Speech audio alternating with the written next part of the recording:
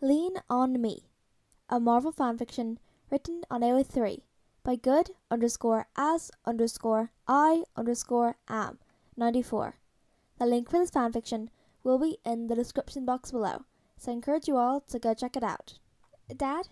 Peter walked into the lab late one night. I've got something to show you, and I want you to stay calm. Tony rolled his eyes. Good start, Pete.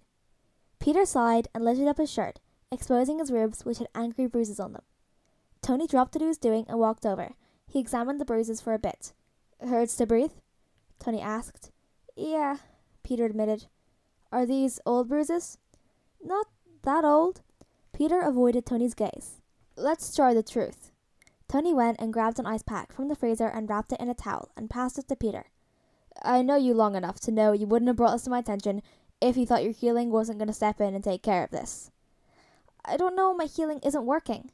Peter heard the crack in his voice, and suddenly his talk with himself about staying tough went out the window. He just wanted his dad to fix this. Tony squeezed Peter's arms gently. I think your body's been through it, and your healing can only handle so much at one time. We're going to have to visit your favorite doctor. No. Yes. Why? It's a bruise, Peter argued. Tony warmed. Because I'm not a doctor, but I know your skin shouldn't be all different colors. I've got no way of knowing if your ribs are broken. I don't know something internal isn't happening. You're overreacting, Peter argued. Am I? Tony raised an eyebrow.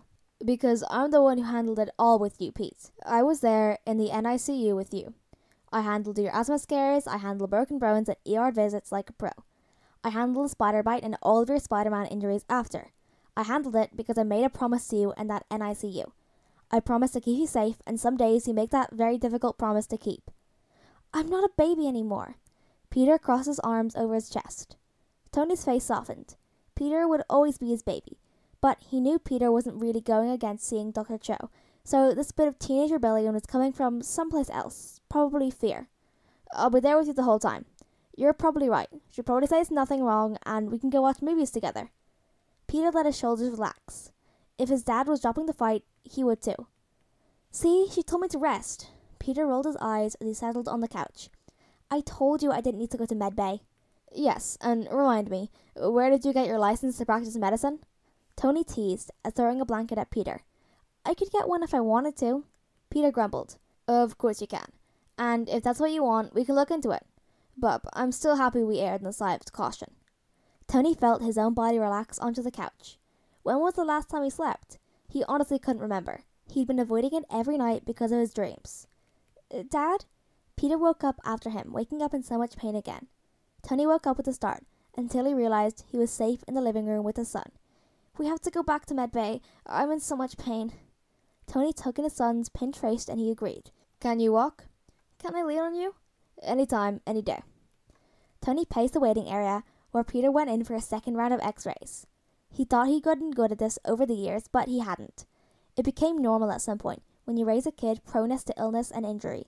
Spider-Man had removed some of those concerns, but added other concerns. What do we know? Rhodey walked into the waiting area, in his pajamas and slippers, passing Tony a coffee. We're hoping his broken rib didn't cause more problems. We don't need something crazy happening, like a lung collapsing. Tony sighed heavily. It could just be pain. He did take some blunt force trauma. It could just be pain, Rhodey agreed. I'm here, Tones. You're not alone, I promise. Tony finally sat down and Rhodey found a seat next to him. It was the middle of the night, but the only thing Tony was confident in the other than his love for his son was that his best friend would do anything for him and Peter. It's nothing internal, Tony, Dr. Cho said, walking into the waiting area. This is normal pain from his injury. I've admitted him for the night so we can put him on some stronger medication, but I want to monitor him while he's on that. He's okay? I heard your nurse saying scary things like a collapsed lung, and I can't let my brain go to a very scary place. Tony ran a hand through his already messed up hair. My nurse and I will talk about saying things to worried parents. Even parents who are superheroes don't handle that well. He's really okay, Tony. This isn't the worst injury I've treated. I hate that. Me too, Rhodey agreed. That's it. No more Spider-Man. My heart can't take it. I'm taking the suit and I'm locking it up. Tony cracked a smile. He'd just go out in his pajamas again. Buy all the pajamas in the world, Rhodey told him. I mean it. I'll get right on it. Why does it feel like you're not taking this request seriously? I'm not joking, Rhodey said, as Tony started to walk towards Peter's room. Oh, you're gonna check on Peter first? Cool.